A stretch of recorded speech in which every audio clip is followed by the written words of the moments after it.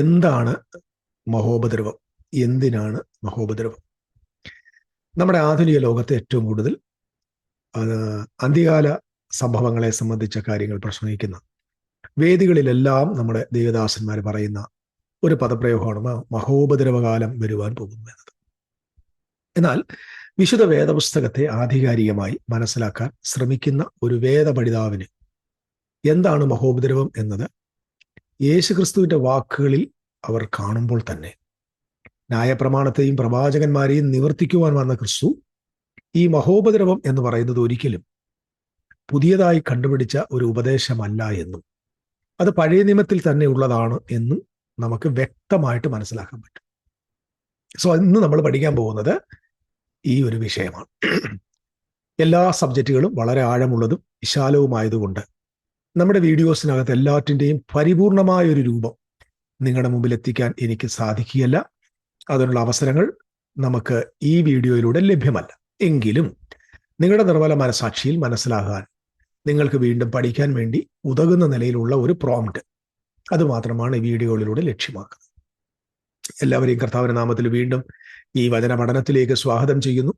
നമ്മുടെ മെസ്സേജുകൾ കേൾക്കുകയും കമന്റുകൾ ഇടുകയും ചെയ്യുന്ന എല്ലാവർക്കും പ്രത്യേകിച്ച് നന്ദി പറയുന്നു. അത് നെഗറ്റീവായാലും പോസിറ്റീവായാലും മാന്യമായിട്ട് നെഗറ്റീവായിട്ടും ഇടുന്ന എല്ലാവരെയും ഓർത്തും ഞാൻ കർത്താവിന് സ്തോത്രം കരയറ്റുകയും പ്രത്യേകിച്ച് നന്ദി പറയുകയും ചെയ്യുന്നു. പിന്നെ ഇടയ്ക്കിടയ്ക്ക് നിങ്ങൾ ബൈബിൾ വായിക്കണം, നന്നായിട്ട് പഠിക്കണം. നിങ്ങൾ ഇതുവരെയും ബൈബിൾ വായിച്ചിട്ടില്ല, ഇങ്ങനെയൊക്കെയുള്ള നല്ല പ്രബോധനങ്ങൾ തരികയും ഉത്സാഹിപ്പിക്കുകയും വീണ്ടും വീണ്ടും ബൈബിൾ വായിക്കണമെന്നും പഠിക്കണമെന്നും എനിക്ക് നിർദ്ദേശങ്ങൾ നൽകുന്ന എൻ്റെ പ്രിയപ്പെട്ടവരോടുള്ള സ്നേഹവും നന്ദിയും ഞാൻ ഓർമ്മിപ്പിക്കുന്നു. നിശ്ചയമായിട്ടും നിങ്ങൾ ഈ വീഡിയോയുടെ പുറകിലും ഇത് കേട്ട ശേഷം ഞാൻ ഏതെങ്കിലും ഭാഗത്ത് വേദപുസ്തകം പറയാത്തതുണ്ടോ എങ്കിൽ ഓർമ്മപ്പെടുത്തണമേ എന്ന് കർത്താവിന്റെ നാമത്തിൽ ഓർമ്മിപ്പിക്കും.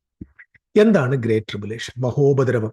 ഈ പദം എവിടെയാണ് നമുക്ക് ബൈബിളിൽ കാണാനായിട്ട് പറ്റുന്നതെന്ന് നമ്മൾ ഇന്ന് പരിശോധിക്കാനും പോകും.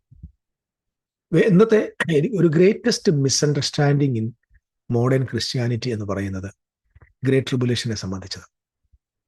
അതായത് ഭാവിയിൽ ഗ്ലോബലി വരാൻ പോകുന്ന ഒരു ഭയങ്കരമായ ഒരു പ്രതിസന്ധി, ദുരന്തം എന്ന് പറയാം. ഒരു വലിയ ദുരന്തം മനുഷ്യരാശിയുടെ മുമ്പിൽ വരാൻ പോകും. ഇത് എല്ലാവരുടെയും നാവിൽ, പ്രത്യേകിച്ച് ഫ്യൂച്ചറിസ്റ്റിക് ആളുകളുടെ എല്ലാവരുടെയും നാവിലുള്ള മെസ്സേജ്. നിർഭാഗ്യവശാൽ ഈ ഫ്യൂച്ചറിസ്റ്റിക് ആളുകൾ ഒരിക്കൽ പോലും പഴയ നിയമത്തിലെ ഭാഗങ്ങളെ ശ്രദ്ധിക്കുന്നില്ല എന്നതിൻ്റെ ഒരു വലിയ തെളിവുകൂടെയാണ് ഗ്ലോബലി സംഭവിപ്പാൻ പോകുന്ന ദുരന്തത്തെക്കുറിച്ചുള്ള പഠനം. എന്നാൽ എബ്രായ സ്ക്രിപ്ചറിൽ ദൈവത്തിൻ്റെ ജനമായി ഇസ്രായേലിന് ദൈവം കൊടുത്ത പുരാതനമായ തിരുവെഴുത്തുകളിൽ ഗ്രേറ്റ് ട്രിബുലേഷൻ എന്ന് പറയുന്നത് ഒരിക്കലും ഒരു പുതിയ ഡോക്ട്രിൻ അല്ല. അത് യേശു ഇൻട്രൊഡ്യൂസ് ചെയ്തൊരു ഡോക്ട്രിൻ അല്ല, മറിച്ച് it is A climax of Israel's covenant lawsuit. ഞാൻ ഒന്നുകൂടെ പറയാം. ഇസ്രായേലിനോടുള്ള ദൈവത്തിന് ഉടമ്പടിയുടെ കേസാണ് ഈ ഗ്രേറ്റ് ട്രിബുലേഷൻ. നമുക്കറിയാം, ഒരു വലിയ കേസ് വരിക, പലർക്കും ഒരുപാട് കേസുകളിലൂടെ ഒക്കെ പോകുന്നവരുണ്ട്. ജാമ്യമുള്ള കേസുണ്ട്, ജാമ്യം കിട്ടാത്ത കേസുണ്ട്, വലിയ ശിക്ഷ വരുന്ന കേസുണ്ട്, എന്നാൽ ചെറിയ ചെറിയ പെനാലിറ്റി അടച്ച് രക്ഷപ്പെടുന്ന കേസുകളും ഉണ്ട്. അപ്പൊ യേശുക്രിസ്തു ആണോ ഈ ഗ്രേറ്റ് ട്രിബുലേഷൻ പറഞ്ഞു? എന്തുകൊണ്ട് യേശുക്രിസ്തു ഗ്രേറ്റ് ട്രിബുലേഷൻ പറഞ്ഞു എന്നാണ് ഞാൻ ഇന്ന് നിങ്ങളോട് ആദ്യമായിട്ട് പറയാൻ പോകുന്നത്. ഓക്കെ, അതായത് യേശുക്രിസ്തു വാസ്തവത്തിൽ പുതുതായിട്ട് ഇത് പറഞ്ഞല്ല. യേശു മോശയിലൂടെയും പ്രവാചകന്മാരുടെയും, പ്രത്യേകിച്ച് ദാനിയേൽ തുടങ്ങിയ പ്രവാചകന്മാരുടെ ഓൾറെഡി അനൗൺസ് ചെയ്ത, പ്രെഡിക്റ്റ് ചെയ്ത, പ്രവചിച്ച ആ ദുരന്തത്തെ സംബന്ധിച്ചുള്ള അനൗൺസ്മെന്റ് ആണ് യേശുക്രിസ്തുവിലൂടെ പിൽക്കാലത്ത് അപ്പോസ്തലന്മാരിലൂടെ പുറപ്പെട്ടു വന്നത്. നമുക്കറിയാം, മത്തായിയുടെ സുവിശേഷം എഴുതിയത് യഹൂദന്മാർക്കാണെന്ന് വേദപണ്ഡിതന്മാർ പറയുന്നുണ്ട്. അതുകൊണ്ടാണ് കൃത്യമായ നിലയിൽ അതിനകത്ത് ലോസ്യൂട്ട് കേസ് ഏറ്റവും കൂടുതൽ കർത്താവ് പറഞ്ഞ കാര്യങ്ങൾ മത്തായി രേഖപ്പെടുത്തിയിരിക്കുന്നത്. മത്തായി 5, 6, 7 അധ്യായങ്ങളിൽ ഗിരിപ്രഭാഷണം എന്ന് നമ്മൾ വായിക്കുന്നത് അത് ലോസ്യൂട്ടാണ്, ഇസ്രായേലിനെതിരെയുള്ള ദൈവത്തിന്റെ കേസാണ്. അത് നമ്മൾ ഗൗരവമായിട്ട് മനസ്സിലാക്കണം. അപ്പൊ യേശുക്രിസ്തു ഗ്രേറ്റ് ട്രിബുലേഷൻ എന്ന് മത്തായിയുടെ സുവിശേഷം 24-ാം അധ്യായത്തിൽ 21-ാമത്തെ വാക്യത്തിൽ ലോകമുണ്ടായതും ഇതുവരെ സംഭവിക്കാത്ത മഹാകഷ്ടം അന്നുണ്ടാകും എന്ന് പറയുമ്പോൾ കൃത്യമായിട്ട് അത് കേട്ടുകൊണ്ടിരുന്ന ആളുകൾ, മലയാളികളല്ലല്ലോ, തമിഴരും ഹിന്ദിക്കാരും കന്നഡക്കാരും അല്ലല്ലോ ഇത് കേൾക്കുന്ന യഹൂദന്മാർ. അവർക്ക് പെട്ടെന്ന് എന്തായിരിക്കും ഓർമ്മ വന്നത്? അവരുടെ പഴയ നിയമ പുസ്തകങ്ങളാണ്. പ്രത്യേകിച്ച് ആവർത്തന പുസ്തകം, യെരമ്യാവിന്റെ പുസ്തകം, ദാനിയേലിന്റെ പുസ്തകം, മാത്രമല്ല ലേവ്യ പുസ്തകം. ഇവിടെയെല്ലാം കൊടുത്തിരിക്കുന്ന ഉടമ്പടി സംബന്ധിച്ച് വരുന്ന ശാപങ്ങളെക്കുറിച്ചുള്ള എല്ലാ വേദവാക്യങ്ങളും തിരുവെഴുത്തുകളും ആ ഓഡിയൻസിന് പെട്ടെന്ന് അവരുടെ മനസ്സിൽ വരും. അപ്പൊ ഞാനൊരു വാക്യം അങ്ങോട്ട് പറയുമ്പോൾ പെട്ടെന്ന് വേദപുസ്തകത്തെ പരിചയമുള്ളവർക്ക് ആ ഭാഗം ഇന്നടത്താണെന്നുള്ള ബോധം വരുന്നത് പോലെ തന്നെ യേശു ഏത് കാര്യം പറയുമ്പോഴും കേൾവിക്കാരായ ആളുകൾക്ക് കൃത്യമായിട്ട് ആ പഴയ സംഭവങ്ങൾ ഓർമ്മയിൽ വന്നിരിക്കും. എന്താണ് ഈ ഗ്രേറ്റ് ട്രിബുലേഷനെ സംബന്ധിച്ച് ആദ്യമായിട്ട് നമ്മൾ കാണേണ്ടത്? ആവർത്തന പുസ്തകം 28-ാമത്തെ അധ്യായത്തിൽ നമ്മളതിൻ്റെ 52 മുതൽ 57 വരെയുള്ള വാക്യങ്ങൾ വായിക്കുമ്പോൾ, നിന്റെ ദേശത്ത് എല്ലായിടത്തും നീ ആശ്രയിക്കുന്ന ഉയരവും ഉറപ്പുള്ള മതിലുകൾ വീഴും വരെ അവർ നിന്റെ എല്ലാ പട്ടണങ്ങളും നിന്നെ നിരോധിക്കും. ഇതെപ്പോഴാണ് സംഭവിച്ചത്? ഇസ്രായേലിന് പട്ടണമില്ല, ഇസ്രായേൽ മരുഭൂമിയിലൂടെ വരുന്ന വഴിയാണ്. അപ്പൊ പട്ടണങ്ങളുള്ള വലിയൊരു നാട്ടിൽ ഇവർ താമസിക്കുമെന്നും അത് മൊത്തം തകരുന്നത് വരെ ആ പട്ടണത്തെ നിരോധിക്കും. CG ഇത് സംഭവിച്ചത് എന്താണെന്നറിയാമല്ലോ പ്രിയപ്പെട്ടവരെ. ഏറ്റവും വലിയ ഉപരോധം ഇസ്രായേലിന് വന്നത് AD 66. അതായത് വെസ്പേഷ്യന്റെ മകനായ ടൈറ്റസ് എന്ന റോമൻ ഭരണാധികാരിയാണ് സൈന്യവുമായിട്ട് വന്ന് യെരുശലേമിനെ ഉപരോധിക്കുന്നതായിട്ട് നമുക്ക് കാണാനായിട്ട് പറ്റും.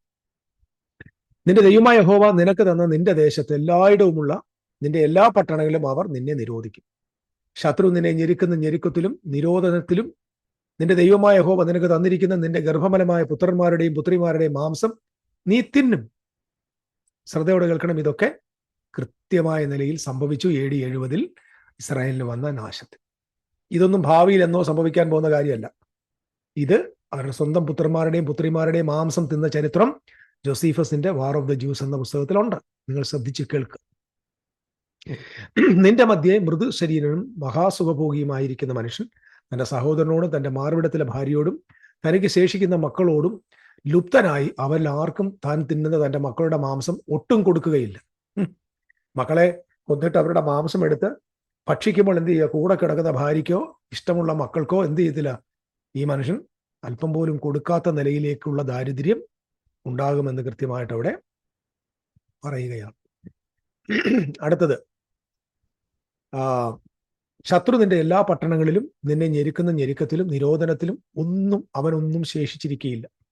ദേഹമാർദ്ദവം കൊണ്ടും കോമളത്വം കൊണ്ടും തന്റെ ഉള്ളങ്കാൽ നിലത്ത് വെപ്പാൻ മടിക്കുന്ന ത്വനങ്കിയും സുഖഭോഗിനിയുമായ സ്ത്രീ തന്റെ മാർവിടത്തിലെ ഭർത്താവിനും തന്റെ മകനും മകൾക്കും തന്റെ കാലുകളുടെ ഇടയിൽ നിന്ന് പുറപ്പെടുന്ന മറുപിള്ളയെയും താൻ പ്രസവിക്കുന്ന കുഞ്ഞുങ്ങളെയും കൊടുക്കാതെ വണ്ണം ലുപ്തയായി.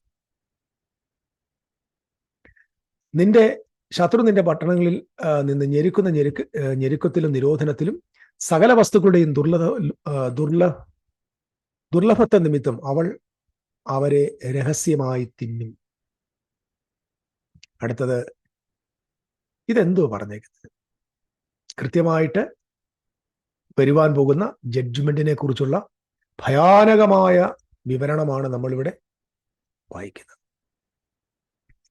മാത്രമല്ല, ഇതിനെ സംബന്ധിച്ച് ധാരാളം കാര്യങ്ങൾ ഈ പുസ്തകത്തിൽ, അതായത് ആവർത്തന പുസ്തകം 28-ാം അധ്യായത്തിൽ കൊടുത്തിട്ടുണ്ട് എന്ന് നിങ്ങൾ മറക്കരുത്. ഇതിനകത്ത് പറയുന്ന മറ്റൊരു കാര്യം കൂടെ ഞാൻ നിങ്ങളുടെ ശ്രദ്ധയെ പെടുത്തുവാൻ ആഗ്രഹിക്കുന്നത്, സകലവിധമായ വ്യാധി, ന്യായപ്രമാണ പുസ്തകത്തിൽ എഴുതിയിട്ടില്ലാത്ത സകല രോഗങ്ങളും ബാധകളും കൂടെ നീ നശിക്കും വരെ യഹോവ നിന്റെ മേൽ വരുത്തും. ആകാശത്തിലെ നക്ഷത്രം പോലെ പെയ്തിരുന്ന് നിങ്ങൾ നിന്റെ ദൈവമായ യഹോവയുടെ വാക്ക് കേൾക്കായി കൊണ്ട് ചുരുക്കം പേരായി ശേഷിക്കും. അവരെ ചിതറിക്കും. മുഴുവൻ കാര്യങ്ങളും താഴോട്ടുണ്ട്. കൃത്യമായിട്ട് ദൈവം ഇവർക്ക് ഒരു മുന്നറിയിപ്പ് കൊടുത്തു. ഇപ്പൊ മോശ മുഖാന്തരം ഇസ്രായേൽ എന്ന ജനത ഒരു നാട് സ്ഥാപിക്കപ്പെടുന്നതിന് മുമ്പ് അവർക്ക് വരാൻ പോകുന്ന ന്യായവിധിയെക്കുറിച്ച് കൃത്യമായിട്ട് കൊടുത്തിട്ടുണ്ട്. നിങ്ങളത് മൊത്തം 28 അധ്യായം മൊത്തം ഒന്ന് വായിക്കണം. ശാപം, അത് പ്രമാണം അനുസരിക്കാതെ വരുമ്പോൾ ആ ശാപങ്ങളുടെ കൂട്ടത്തിൽ എന്താണിതെന്ന് എന്ന് കൃത്യമായിട്ട് പറഞ്ഞിട്ടുണ്ട്. ഓക്കെ, അപ്പം കേഴ്സസ് എന്ന് പറഞ്ഞാൽ ഭയങ്കരമായിട്ട് ഇന്റൻസിഫൈ ചെയ്യുന്നുണ്ട്. കേഴ്സസ് തുടങ്ങുന്നത് എന്തുമായിരിക്കും? ഫാമിന്, ഡിസീസസ്. നിങ്ങൾ ശ്രദ്ധിച്ചാൽ മതി. അതായത് അനുഗ്രഹവും ഇങ്ങനെ കൂടിയാ വരുന്നതെങ്കിൽ അതുപോലെ തന്നെ ശാപം എന്ത് ചെയ്യുന്നുണ്ട്? കൂടി വരും. കൂടി വരുന്ന അതിന് ഇന്റൻസിറ്റി ഉണ്ടല്ലോ, അതിന്റെ ആ ഒരു കഠിനത കൂടുന്നതായിട്ട് കാണാൻ പറ്റും. ആദ്യം ഒരു ക്ഷാമം വരുന്നു, പിന്നെ ഡിസീസസ് വരുന്നു, രോഗങ്ങൾ വരുന്നു, പിന്നെ ഉപരോധം വരുന്നു, പ്രവാസം വരുന്നു, പട്ടണങ്ങളുടെ നാശം വരുന്നു, parents eating their on children. ഞാനത് വായിച്ചു.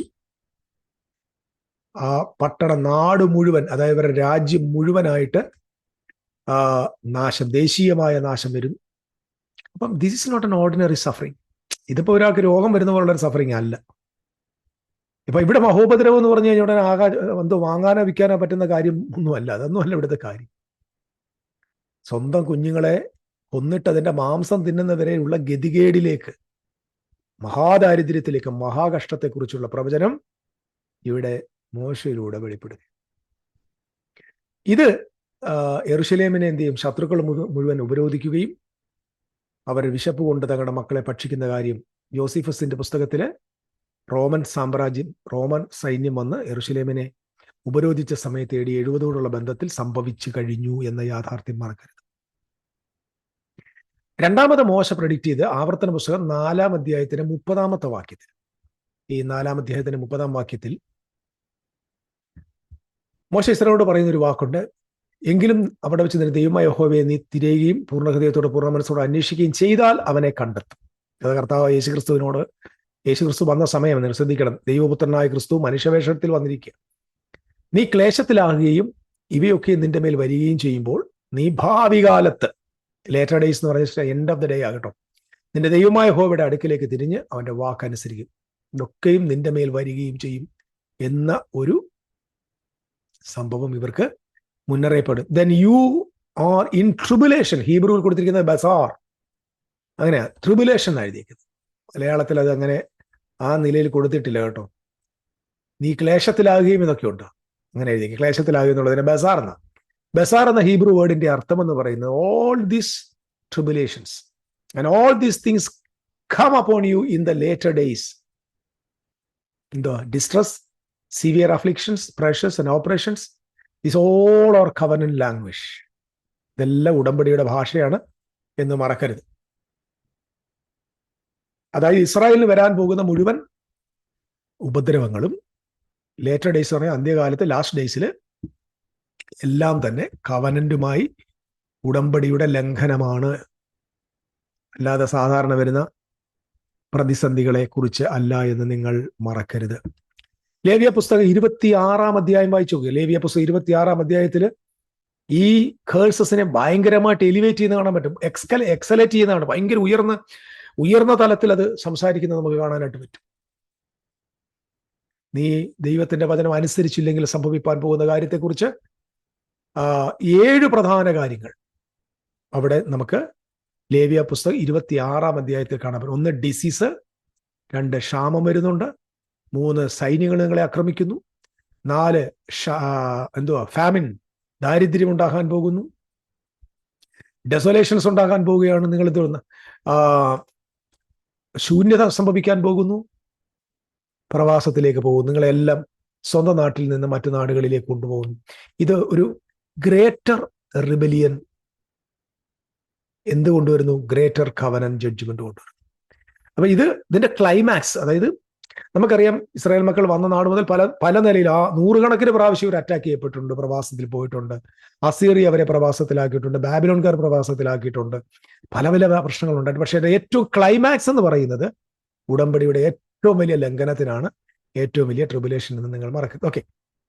അതുപോലെ ജെരമ്യാവിന്റെ പുസ്തകം 30-ാമത്തെ അധ്യായത്തിന്റെ 7-ാമത്തെ വാക്യത്തിൽ ഒരു പ്രധാന കാര്യം അവിടെ പറയുന്നുണ്ട്. ഈ മഹാ ഉപദ്രവത്തെക്കുറിച്ച് 30-ന്റെ 7 പറഞ്ഞിരിക്കുന്നത് ഇങ്ങനെയാണ്: പുരുഷൻ പ്രസവിക്കുവാറുണ്ട് എന്ന് ചോദിക്കുവിൻ, ഏത് പുരുഷനും നോവ് കെട്ടിയ സ്ത്രീ പോലെ കൈ നടുവിന് കൊടുത്തിരിക്കുന്നതും ഏത് മുഖവും വിളറിയിരിക്കുന്നതും ഞാൻ കാണുന്നത് എന്ത്?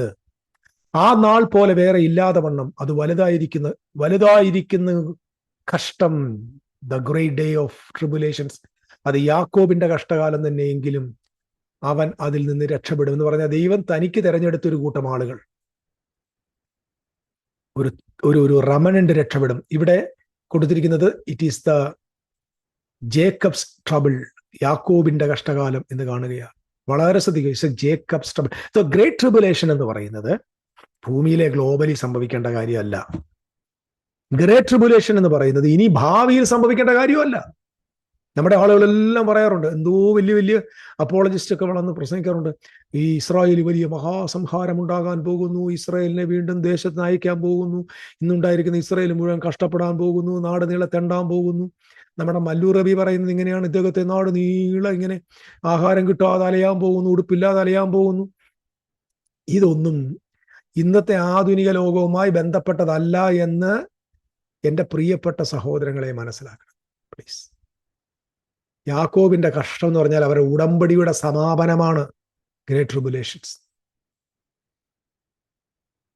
അത് റോമാക്കാരുടെ പ്രശ്നമല്ല, ഇന്ത്യക്കാരുടെ പ്രശ്നമല്ല, അമേരിക്ക യൂറോപ്പിന്റെ പ്രശ്നമല്ല, അവരുടെ ആരുടെയും കഷ്ടമല്ല, ഈജിപ്തുകാരുടെ കഷ്ടമല്ല, ബാബിലോൺകാരുടെ കഷ്ടമല്ല, അസിറിയക്കാരുടെ കഷ്ടമാണ്. അല്ല, ജേക്കബ്സ് ട്രബിൾ, യാക്കോബിന്റെ കഷ്ടകാലം.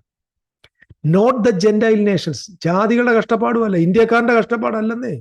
ഇപ്പൊ മഹോപദ്രവവുമായി ഭാരതത്തിലെ ആർക്കും ബന്ധമില്ലെന്ന് മനസ്സിലാക്കുക. മഹോപദ്രവവുമായി അമേരിക്കയിലോ യൂറോപ്പിലോ ഓസ്ട്രേലിയയിലോ മറ്റു രാജ്യങ്ങളിലൊക്കെ താമസിക്കുന്ന ക്രൈസ്തവരോട് ഞാൻ പറയുന്നത്, നിങ്ങളുമായി ബന്ധമുള്ള കാര്യമല്ല ഇത്.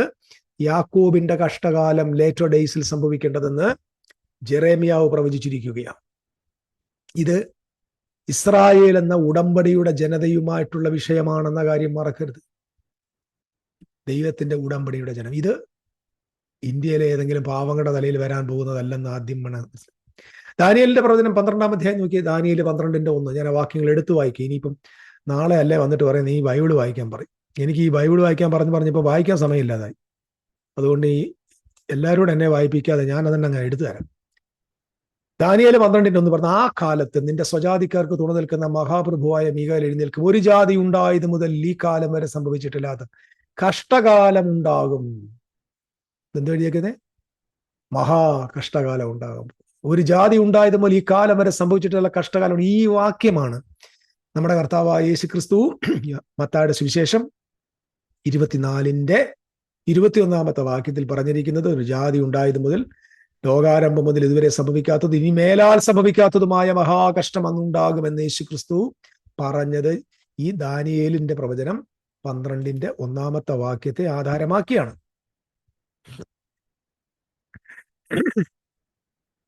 Great tribulations. സോ അവിടെ കൊടുത്തിരിക്കുന്ന ദാനിയേൽ അതിനെ കുറിച്ച് പറഞ്ഞിരിക്കുന്ന അൺപ്രസിഡന്റഡ് ട്രബിൾ, വലിയ കഷ്ടം എന്നതിന് കൊടുത്തിരിക്കുന്ന യഥാർത്ഥത്തിൽ ഇങ്ങനെയാണ് കൊടുത്തിരിക്കുന്നത്, ഇതുവരെ ഇല്ലാത്ത കഷ്ടം. അങ്ങനെയല്ലേ എഴുതിയിരിക്കുന്നത്. ഒരു ജാതി ഉണ്ടായതും ഇതുവരെ സംഭവിക്കാത്ത കഷ്ടം. അതിനെയാണ് കർത്താവ് ഗ്രേറ്റ് ട്രിബുലേഷൻസ് എന്ന് പറഞ്ഞാൽ. ലോകാരംഭം എന്ന് പറഞ്ഞാൽ ഈ ഭൂമി ആരംഭിച്ച മുതൽ നല്ല കഷ്ടം. അവരുടെ ഓൾഡ് ഗവർണന്റ് സിസ്റ്റം ആരംഭിച്ചത് മുതൽ ഇതുവരെ സംഭവിക്കാത്ത മഹാകഷ്ടമൊന്നുണ്ടാകും. So why did God plan such a severe judgment? എന്തുകൊണ്ട് ഇങ്ങനെ ഒരു ജഡ്ജ്മെന്റ് ദൈവം പ്രെഡിക്റ്റ് ചെയ്തു, നേരത്തെ ഇത് പ്ലാൻ ചെയ്തു? എപ്പോഴും ശ്രദ്ധിച്ചോണം. ഇത് നമ്മുടെ നാട്ടിൽ പറയും, ഇതുപോലൊരു ജാതിയുണ്ടോ? സത്യം. ഇവർക്ക് കൊടുത്ത കവനന്റ് പ്രിവിലേജ് എന്ന് പറയുന്നത് ഇമ്മെഷറബിൾ. നിങ്ങൾ മിസ്രൈം മുതൽ അങ്ങോട്ട് പഠിച്ചു നോക്ക്, എന്തിന്റെ കുറവാ ഇവർക്കുള്ളത്. ഈ കവനന്റുമായി ഇവരെ മുൻപോട്ട് കൊണ്ടുവരുമ്പോൾ ദൈവം ചെയ്ത പ്രവൃത്തികൾ നോക്കി. ഒരു നാട് മൊത്തം, നാട്ടുഭാഷ പറഞ്ഞ കുട്ടിച്ചോറാക്കി, ആ അടിമത്തത്തിൽ നിന്ന് അവരെ പുറപ്പെടുവിച്ച് ഫറവോന്റെ കൊട്ടാരം മുതൽ കുടിൽ കിടക്കുന്നവന്റെ ആ ആദിജാതൻ വരെ മരണത്തിലേക്ക് ഏൽപ്പിച്ചു കൊടുത്ത്, ചെങ്കടലിന്റെ മുകളിലൂടെ നടത്തി, മന്നായിട്ട് കൊടുത്ത്, പകൽ മേഘസ്തംഭം രാത്രി അഗ്നിസ്തംഭം, ദൈവത്തിന്റെ പ്രസൻസ് അവരുടെ കൂടെ നടക്കുന്നു. എന്തോ ഒരു പ്രിവിലേജസ് ആയിരുന്നു പ്രിയപ്പെട്ടവരെ. പ്രിവിലേജ്. ഈ പ്രിവിലേജ് എന്ന് പറഞ്ഞാൽ മറ്റാർക്കും കിട്ടാത്തതല്ലേ. നമ്മൾ ഈ പണ്ട് എൻ്റെ കയ്യിൽ ഈ പണ്ടെന്ന വാക്ക് പറയാൻ അറിയാതെ പറഞ്ഞു പോന്നെ കേട്ടോ. കുറെ വർഷങ്ങൾക്കൊക്കെ മുമ്പ് നമുക്ക് പ്രിവിലേജ് കാർഡുണ്ട്. ഈ നമ്മൾ ബാങ്കിൽ ഇങ്ങനെ കൂടുതൽ ട്രാൻസാക്ഷനൊക്കെ നടക്കുമ്പോൾ എനിക്ക് അത് എൻ്റെ പേരിലല്ലായിരുന്നു കേട്ടോ. എനിക്ക് പിന്നെ വലിയ ട്രാൻസാക്ഷൻ ഒന്നും ഇല്ലായിരുന്നെങ്കിലും ഞാൻ അന്ന് ആയിരുന്ന സാഹചര്യത്തിൽ ഉണ്ടായിരുന്ന പ്രിവിലേജ്. ഒരു പ്രിവിലേജ് കാർഡ് എന്ന് പറഞ്ഞൊരു സംഭവം ഇപ്പോഴും എനിക്ക് തോന്നുന്നത് അത് ഇപ്പം എൻ്റെ ഇരിപ്പുണ്ട്. അതായത് നമ്മൾ വിമാനത്ത് എയർപോർട്ടിലൊക്കെ ചെല്ലുവാണെങ്കിൽ ഈ കാർഡ്, പ്രിവിലേജ് കാർഡ്, ആ കാർഡ് നമ്മൾ അവിടെ ഉണ്ടെങ്കിൽ നമുക്ക് അവിടുത്തെ VIP ലോഞ്ചിൽ നമുക്ക് കയറിയിരിക്കാം. നമ്മുടെ ചില പാസ്റ്റർമാരൊക്കെ VIP ലഞ്ചിൽ പോയിരുന്നിട്ട് അവിടുത്തെ വെള്ളം അവിടെ പോയിട്ട് കഴിഞ്ഞാൽ എല്ലാം ഫ്രീ ആകട്ടോ. അതിനകത്ത് എല്ലാം ഫ്രീ ആയിട്ട് ഇവർക്ക് മദ്യം കുടിക്കുന്നവർക്ക് മദ്യം, വീഞ്ഞ് കുടിക്കുന്ന വീഞ്ഞ്, വെള്ളം, ഇതൊക്കെ സ്നാക്ക് എല്ലാം ഉണ്ട്. പ്രിവിലേജ് എന്ന് പറയാം. മറ്റാരും വെളിയിലുള്ളവൻ ഇങ്ങനെ ഉണങ്ങിയിരിക്കുമ്പോൾ ഇവനകത്തിരുന്നവൻ ഇഷ്ടത്തിന് കുടിക്കാനും കഴിക്കാനും ഒക്കെ ഉള്ളതിനകത്തുണ്ട്. ഇതാണ് പ്രിവിലേജ്. അപ്പം ജാതികളെല്ലാം കൂടെ കഷ്ടം അനുഭവിക്കുമ്പോൾ ഇവർ ഭയങ്കരമായിട്ട് സമർത്ഥിയില്ല. ഒരു കവനന്റ് പ്രിവിലേജ് എന്ന് പറഞ്ഞാൽ ഭയങ്കരമായിരുന്നു. അപ്പം എത്രത്തോളം ഇവർക്ക് പ്രിവിലേജ് കിട്ടിയോ അത്രത്തോളം ഇതിന്റെ ലംഘനത്തിന് എന്തുണ്ട്? റെസ്പോൺസിബിലിറ്റി ഉണ്ട്, ഉത്തരവാദിത്തമുണ്ട്. എടാ, മേഘസ്തംഭവും അഗ്നിസ്തംഭവും നിന്നെ സൂക്ഷിക്കുമ്പോൾ മര്യാദയ്ക്ക് അതിനകത്തിരുന്നുകൊണ്ട് അവിശ്വസിക്കാതെ പോകേണ്ട ഉത്തരവാദിത്തം നിനക്കുണ്ടല്ലേ. അത് ചെയ്യാതെ പോയാൽ എന്ത് ചെയ്യും? റെസ്പോൺസിബിലിറ്റി തെറ്റിച്ച നിശ്ചയമായിട്ടും അതിനുള്ള കോൺസിക്വൻസ് ഉണ്ടാകും. അപ്പൊ ഇവർക്ക് എന്ത് കിട്ടിയെന്നറിയാം, മറ്റെല്ലാവർക്കും ഇല്ല. ഇന്ത്യക്കാർക്ക് കിട്ടിയിട്ടില്ലെന്നേ. നമ്മുടെ ചില ആച്ചാച്ചന്മാർ പ്രസംഗിക്കുന്ന കേട്ടാ വിചാരിക്കും സീനായിൽ പ്രമാണം കൊടുത്തത് ഇവരുടെ അപ്പൂപ്പനാണെന്നുള്ളത്, ഇവരുടെ അപ്പച്ചനും വലിയപ്പച്ചനും കൊച്ചപ്പച്ചനും ഒക്കെയാണ്. അല്ലെന്നേ. നമ്മൾ ഈ ചില ആള് ക്രിസ്ത്യൻ പ്രസംഗരുടെ പ്രസംഗം കേൾക്കുമ്പോൾ തന്നെ വിചാരിക്കും സീനായിൽ ദൈവം പ്രമാണമായി. ചേടാ ഉദ്ദേശി, നിങ്ങൾക്ക് കിട്ടിയതല്ലെന്നേ. ഇത് യഹൂദന് കൊടുത്ത കവനന്റുമായി ബന്ധപ്പെട്ടതാ. അവർക്ക് എന്താ കൊടുത്തത്? ഒന്ന് നിയമം, രണ്ട് പ്രീസ്റ്റ്ഹുഡ്, പൗരോഹിത്യം. അത് കഴിഞ്ഞിട്ട് ദൈവം ഭയങ്കരമായിട്ടുള്ള സ്വർഗീയമായ എന്തോ പറയുന്നത്, ആ ബ്ലൂ പ്രിന്റ് വെച്ചുള്ള ഒരു ദേവാലയം, യാഗങ്ങൾ, ഉത്സവങ്ങൾ, ദൈവത്തിന്റെ സാന്നിധ്യത്തിൽ വരാനുള്ള അവസരങ്ങൾ, പ്രവാചകന്മാർ, വാക്തത്വങ്ങൾ, ഉടമ്പടികൾ, അവസാനം ക്രിസ്തു. നമ്മളിത് റോമർക്കെഴുതിയ ലേഖനത്തില് 9-ാം അധ്യായത്തിൽ പൗലൂസ് പറയുന്നതാണ്. ക്രിസ്തുവും അവർക്കുള്ളത് എല്ലാ പ്രിവിലേജ്. ഇത് നോക്കി, ഇത് ആർക്കെങ്കിലും ഇന്ത്യക്കാർ കൊടുത്തു? ഇവിടുത്തെ ദ്രാവിഡരോ അല്ലെങ്കിൽ ഇവിടുത്തെ എന്തുവാ വേറെ കുറച്ച് ആളുകളുണ്ടല്ലോ, നോർത്ത് ഇന്ത്യയിലെ കുറെ ആളുകൾക്കോ അല്ലെങ്കിൽ എന്ത് പറയുന്നത് ഇന്ത്യയിലേക്ക് കുടിയേറി വന്നവർ, അങ്ങനെ ആർക്കെങ്കിലും കൊടുത്തതാണ്? റഷ്യക്കാർ കൊണ്ട് കൊടുത്തതാണ്? ഇറാനോ ഇറാഖുകാർ കൊടുത്തതാണ്? ഇത് മുഴുവൻ ഇവർക്ക് മാത്രം. അപ്പം അത് യേശു ക്രിസ്തു അതുകൊണ്ടാണ് പറഞ്ഞത്, അധികം ലഭിച്ചവന് അധികം പ്രതീക്ഷിക്കും. To whom much is given much will be required. കൂടുതൽ ലഭിച്ചവന് കൂടുതൽ തിരിച്ചു ചോദിക്കും. എത്രത്തോളം പ്രിവിലേജ് അനുഭവിച്ചോ അതിനകത്ത് അത്രത്തോളം നീ ഉത്തരവാദിയാണ്. The greater the privilege, the greater the responsibility. എത്രത്തോളം നിങ്ങൾക്ക് അതിനുള്ള പ്രിവിലേജ് ഉണ്ടോ അത്രത്തോളം നിങ്ങൾക്ക് അതിന്റെ റെസ്പോൺസിബിലിറ്റി ഉണ്ട്, ഉത്തരവാദിത്വം ഉണ്ട് എന്ന് നിങ്ങൾ മറക്കരുത്. ഇതാണ് ഗ്രേറ്റ് ട്രിബുലേഷൻ. നിങ്ങൾ അല്ലാതെ എൻ്റെ നാട്ടിലിപ്പം അപ്പുറത്തൊരു ചേച്ചിയുണ്ട്, ഹിന്ദുക്കളെ, അവരൊക്കെ ഇവർക്കെല്ലാം ന്യായവിധി വരാൻ പോകുന്നു പറയണം. എന്തിന്? ദൈവം ഇവരുടെ വീട്ടിൽ അഗ്നിസ്തംഭമായി വെളിപ്പെട്ടോ? അതോ ദൈവം മേഘസ്തംഭമായി വെളിപ്പെട്ടോ? ദൈവം ഇന്ത്യയിലേക്ക് കടന്നു വന്നോ? ക്രിസ്തു ഭൂമിയിലേക്ക് വന്നോ? ഭൂമിയിലേക്ക് വന്നിട്ട് ഇന്ത്യയിൽ വന്നോ? ഇന്ത്യയിലെ ഹിന്ദുക്കളോട് പറഞ്ഞു നിങ്ങളെല്ലാം എന്നെ വിശ്വസിക്കണം, അല്ല ഞാൻ നിങ്ങളെ ന്യായം വിധിക്കുമെന്ന് പറഞ്ഞോ? ഇല്ലല്ലോ. പാലസ്തീനിൽ അന്നത്തെ യഹൂദനോടല്ലേ പറഞ്ഞു വിശ്വസിക്കുന്നു രക്ഷ പ്രാപിക്കുന്നു, ഇല്ലേ? അപ്പൊ ഇന്നത്തെ ഗോസ്പൽ എന്താണെന്ന് അറിയാൻ വയ്യാതെ എല്ലാം യഹൂദനോട് എന്തൊക്കെ പറഞ്ഞോ അതെല്ലാം എടുത്ത് പാവങ്ങളുടെ തലയിലോട്ട് ഇട്ടു കൊടുക്കുന്ന ഒരു നടപടിയല്ലേ പ്രിയപ്പെട്ടവർ ഇപ്പോൾ സംഭവിച്ചുകൊണ്ടിരിക്കുന്നത്. അതായത് ഈ ഓൾഡ് ടെസ്റ്റമെന്റ് കോൺസെപ്റ്റിലെ ഏറ്റവും പ്രധാനപ്പെട്ട ഒരു കാര്യത്തോടെ ഞാൻ പറഞ്ഞു മുമ്പോട്ട് പോകും. ഞാനത് മുമ്പ് ഒരു വീഡിയോ പറഞ്ഞു. റിബ് എന്ന് പറയാം. റിബ് എന്ന് പറഞ്ഞാൽ കവനന്റ് ലോസ്യൂട്ട്, ഉടമ്പടി കേസ്. ഇത് പഴയ നിയമത്തിലെ വളരെ പ്രധാനപ്പെട്ട ഒരു കാര്യം. യെശയ്യാവിന്റെ പറയും 1, മീഖയുടെ ലേഖനം, മീഖയുടെ പ്രവചന പുസ്തകം 6-ാം അധ്യായം, ഹോശയ 4-ാം അധ്യായം, ജെറേമിയാവ് 2-ാം അധ്യായം, പിന്നെ തോറായില് മോശ പറഞ്ഞിരിക്കുന്ന ന്യായപ്രമാണം. ഇവിടെയെല്ലാം പ്രവാചക പുസ്തകങ്ങളിലെല്ലാം തന്നെ ലോസ്യൂട്ട് ഉണ്ട്. Lawsuit means case. ജഡ്ജ്മെന്റ് വരുന്നതിന് മുമ്പ് ദൈവം അതിന്റെ കേസ് ഷീറ്റ് പ്രൊഡ്യൂസ് ചെയ്യും. കുറ്റപത്രം, നിങ്ങൾ ഇന്ന കുറ്റം ചെയ്തിരിക്കുന്നു. ജഡ്ജ്മെന്റിന് തൊട്ട് മുമ്പ് കുറ്റപത്രം ഉണ്ട്. പിടികിട്ടുന്നോ? ഇസ്രായേലിൽ വരാൻ പോകുന്ന വലിയ ന്യായവിധിക്ക് തൊട്ടു മുമ്പ് ദൈവപുത്രൻ നടത്തിയ കുറ്റപത്രമാണ്, ലോസ്യൂട്ടാണ്. മത്തായിയുടെ സുവിശേഷം 5, 6, 7 ചെവിയുള്ളവർ കേൾക്ക്. ആത്മാവിൽ ദരിദ്രൻ ഭാഗ്യവാൻ, സ്വർഗരാജ്യം നിങ്ങൾക്കുള്ളതെന്ന് പറഞ്ഞ് അവസാനിപ്പിച്ച് എന്റെ വാക്കുകൾ കേട്ടനുസരിക്കുന്നതിന് ബുദ്ധിയുള്ളവനെ പോലെ പാറമേൽ വീട് പണിയുന്നവൻ എന്ന് പറഞ്ഞ് മിശിഹാ തമ്പുരാൻ തന്റെ ഉപദേശം അവസാനിപ്പിക്കുന്നത് വരെയുള്ള ഭാഗം ഇസ്രായേലിനോടുള്ള അവരുടെ ലോസ്യൂട്ടാണ്. അവിടെയാണ് ഏറ്റവും കൂടുതൽ ജഡ്ജ്മെന്റിനെ കുറിച്ച് പറഞ്ഞിരിക്കുന്നത്. ഇത് ഭാവിയിൽ എവിടെയോ നടക്കാൻ പോകുന്ന ഗ്ലോബൽ ദുരന്തമല്ല എന്ന കാര്യം കൂടെ നിങ്ങളുടെ ഓർമ്മയിൽ ഞാൻ പെടുത്തുക പ്രിയപ്പെട്ട. എപ്പോഴും ഈ ലോസ്യൂട്ട് ദൈവം കൊടുത്ത ശേഷമേ ജഡ്ജ്മെന്റ് വരും. God reminds Israel of his covenant. ഉടമ്പടിയെ കുറിച്ച് പറയും, എപ്പോഴും അതിനെ ലംഘിക്കുമ്പോൾ അവർക്കെതിരെ ദൈവം ചാർജ് അല്ലെങ്കിൽ നടപടികൾ എടുക്കും. മാത്രമല്ല, ഇത് തെറ്റ് ചെയ്തു എന്ന് സ്ഥാപിക്കാൻ ദൈവം ആരെ വിളിക്കും? ആവർത്തന പുസ്തകം 30:19 ആകാശത്തെയും ഭൂമിയെയും സാക്ഷിയായി വിളിക്കും. ആകാശവും ഭൂമിയും സാക്ഷി എന്ന് പറഞ്ഞാൽ എന്തുവാ? ഈ മേളിലെ ആകാശം താഴത്തെ ഭൂമിയാണ്. Covenant people. എന്നിട്ട് സാക്ഷികളെ നിർത്തിയിട്ട് ഇവരുടെ തെറ്റുകളെ ചൂണ്ടിക്കാണിച്ച ശേഷം the verdict will be announced. അവർക്ക് എതിരെയുള്ള വെർഡിക്റ്റ് ദൈവം വിധി പ്രഖ്യാപിക്കും. വെർഡിക്റ്റ് എന്ന് വിധി പ്രഖ്യാപിക്കും. എന്നിട്ട് വിധി പ്രഖ്യാപിച്ച ശേഷം ഉടമ്പടിക്ക് ലംഘിക്കുന്നവർക്ക് വരുന്ന കേഴ്സസ് ആർ എക്സിക്യൂട്ടഡ്. അപ്പൊ AD 70 എന്താ സംഭവിച്ചത്? ന്യായപ്രമാണത്തിന്റെ ശാപമാണ് സംഭവിച്ചത്. ന്യായപ്രമാണത്തിന്റെ ലംഘനം മുഖാന്തരം ഉണ്ടാകുന്ന ശാപമാണ് AD 70 സംഭവിച്ചത്. ഞാൻ ഒന്നുകൂടെ പറയാം. ആ ശാപത്തിന്റെ പൂർണ്ണമായ രൂപം വെളിപ്പെടുമ്പോഴാണ് അത് മഹാ ട്രിബുലേഷനായി മാറുന്നത്. അപ്പൊ മഹാ ഉപദ്രവം എന്ന് പറയുന്നത് ന്യായപ്രമാണ ലംഘികൾക്കുള്ള ശാപം. അതാണ് മഹോപദ്രവം.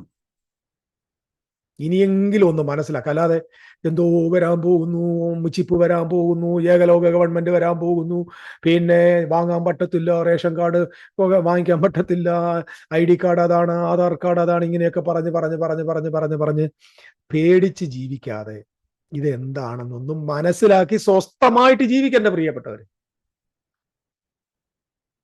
Okay, covenant curses are executed. നമ്മുടെ കർത്താവായ യേശുവിന്റെ ശുശ്രൂഷയും അങ്ങനെ തന്നെയാണ്. മാത്യു ചാപ്റ്റർ 5 ആരംഭിക്കുന്നു. അതിന്റെ ഏറ്റവും കൾമിനേഷൻ നമ്മൾ ആ ലൂസൂട്ടിന്റെ കൾമിനേഷൻ എവിടെ കാണുന്നറിയാമോ? 7 അയ്യോ കഷ്ടം വാവുസുമായിട്ട് Matthew 23 യേശു ക്രിസ്തു കൃത്യമായി വരുവാൻ പോകുന്ന നിങ്ങൾക്ക് അയ്യോ കഷ്ടം എന്ന് പറഞ്ഞ് കർത്താവ് അവസാനം പറഞ്ഞൊരു വാക്കുണ്ട് 23:34. All these things will come upon these children. ഇതെല്ലാം ഈ തലമുറയുടെ മേൽ വരേണ്ടതാകുന്നു. ഈ തലമുറ എന്ന് പറഞ്ഞാൽ യേശു സംസാരിച്ചുകൊണ്ടിരിക്കുമ്പോൾ ഉണ്ടായിരുന്ന തലമുറ. മനസ്സിലാവുന്നോ പ്രിയപ്പെട്ടവര്?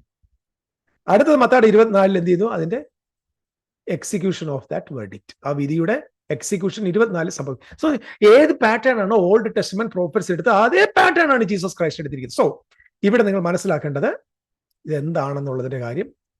Covenant, lawsuit, rib, RIB, rib. എന്താണിത്? വലിയത് മഹോപദ്രവം എന്ന് പറയുന്നത് എന്തുകൊണ്ടാണ്? Why tribulation is great? Because it marks. ഇതിന്റെ പ്രശ്നം, ഇതിനു മുമ്പ് ഒത്തിരി കഷ്ടം ഇവർക്ക് ഉണ്ടായിട്ടുണ്ട്. അന്നൊന്നും ദേവാലയമൊക്കെ പൊളിഞ്ഞിട്ടുണ്ട്. പക്ഷെ ഈ ഒരു കഷ്ടം, മഹാ ഉപദ്രവത്തിന് ഒരു പ്രത്യേകതയുണ്ട്. The end of mosaic covenant order. ആലോചിച്ച് നോക്കിയേ, സീനായിൽ ആരംഭിച്ച ന്യായപ്രമാണത്തിന്റെ ലാസ്റ്റ് അവസാനം തീർന്നു. അതിനുശേഷം അതില്ല. ആ കവനന്റ് ഓർഡർ തീരാൻ പോകും. 2, the destruction of the temple. Destruction of temple നേരത്തെ സംഭവിച്ചിട്ടുണ്ട്. പക്ഷെ ഈ temple will never be rebuild. ഇനി ഒരിക്കൽ പോലും പുനർനിർമ്മാണം ചെയ്യാൻ പറ്റാത്ത നിലയിൽ എന്നേക്കുമായി കല്ലിന്മേൽ കല്ല് ശേഷിപ്പിക്കാതെ ദൈവം പൊളിക്കാൻ പോകുന്നു. The destruction of the temple. There is no more third temple. ആലോചിച്ച് നോക്കിയേ, ഇതാ മഹോപദ്രവം. എന്നിട്ട് the end of Levitical priesthood എന്ന് പറഞ്ഞാൽ അതുവരെ ദൈവം സ്ഥാപിച്ചുകൊണ്ടുന്ന പൗരോഹിത്യം തീരാൻ പോവാം. അതായത് ഞാൻ പറഞ്ഞല്ലോ, ഇതിനു മുമ്പ് പല പ്രാവശ്യം ഇസ്രായേലിന് പ്രതിസന്ധി വന്നിട്ട് അവിടെ എങ്ങും ലേവ്യ പൗരോഹിത്യം അവസാനിക്കാനോ, ദേവാലയം പൊളിഞ്ഞ് വീണ്ടും പണിതു, മോശയുടെ പ്രമാണം അവിടെ ഉണ്ട്, എല്ലാം നിലവിലുണ്ട്, ഉത്സവങ്ങളുണ്ട്, ആചാരമുണ്ട്, എല്ലാം ഉണ്ട്. പക്ഷെ ഗ്രേറ്റ് ട്രിബുലേഷൻ എന്ന് വരാൻ കാരണം ഇങ്ങനെയുള്ള കാര്യങ്ങൾക്ക് എന്നേക്കുമായിട്ട് സമാപ്തി വരുവാൻ പോകുന്നു. ലെവിറ്റിക്കൽ പ്രീസ്റ്റ്ഹുഡ് അവസാനിക്കുന്നു. The cessations of sacrifices. എല്ലാവിധ യാഗങ്ങളും അവസാനിക്കാൻ പോകും. ഇനി പാപപരിഹാരത്തിന് ഒറ്റ യാഗവും ശേഷിച്ചിട്ടില്ലെന്ന് എഴുതിയേക്കുക. പാപങ്ങളുടെ മോചനത്തിന് ഒരു യാഗവും ശേഷിച്ചില്ല. ബിക്കോസ് അവസാനത്തെ യാഗം ക്രിസ്തുവാണ്. ആ ക്രിസ്തുവിലൂടെ സ്ഥാപിതമായ ആ സാക്രിഫൈസിന്റെ ബേസിലാണ് ഇനിയുള്ള സാൽവേഷൻ. ഇനിയും ഒരു എന്തില്ല, സാക്രിഫൈസ് അവസാനിക്കുന്നു. സകലവിധമായ ഉത്സവങ്ങൾ അവസാനിച്ചിരിക്കുന്നു. കാരണം അതിന്റെ കൾമിനേഷൻ വരാൻ പോകും. മാത്രമല്ല, the end, the close of the old covenant world, old covenant age, പഴയ നിയമ ഉടമ്പടിയുടെ കാലം അവസാനം. ഇങ്ങനെയുള്ള പല പരമപ്രധാനമായ കാര്യങ്ങൾ സംഭവിക്കുന്നത് കൊണ്ടാണ് ആ കഷ്ടത്തിന്റെ പേര് മഹോപദ്രവം എന്ന് പറയുന്നത്. അല്ലാതെ യെരുശലേമിൽ ഇനിയും പള്ളി പണിയാൻ പോകുന്നു, ആന്റി ക്രൈസ്റ്റ് അത് പണിയാൻ പോകുന്നു, പിന്നെ ആന്റിയും അങ്കിളൂടെ ചേർന്ന് അതിനകത്ത് കയറി ഇരിക്കാൻ പോകുന്നു, എന്നിട്ട് വീണ്ടും അത് പൊളിക്കാൻ പോകുന്നു. അങ്ങനെ അതിന്റെ അകത്ത് കയറി ഇവൻ ഇരിക്കുമ്പോൾ അത് ശൂന്യമാക്കും നമ്മളെ. എനിക്കിത് തമാശയുടെ പറയാനുള്ളൂ. കാരണം യേശു എന്താ പറഞ്ഞതെന്നോ പ്രവാചകന്മാരെന്താ പറഞ്ഞതെന്നോ നമ്മൾ മനസ്സിലാക്കാത്തതിന്റെ കുഴപ്പം എൻ്റെ പ്രിയപ്പെട്ടവരെ.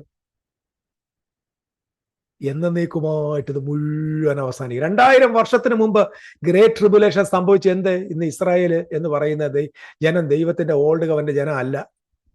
ഇന്ന് ലേവിയ പ്രീസ്റ്റ്ഹുഡ് അവർക്കില്ല. ഇന്നവർക്ക് ദേവാലയം ഇല്ല. ഇന്നവർക്ക് സാക്രിഫൈസസ് ഇല്ല. ഇന്ന് ഓൾഡ് ടെസ്റ്റമെന്റിലെ പ്രിവിലേജ് അവർക്കില്ലെന്ന്.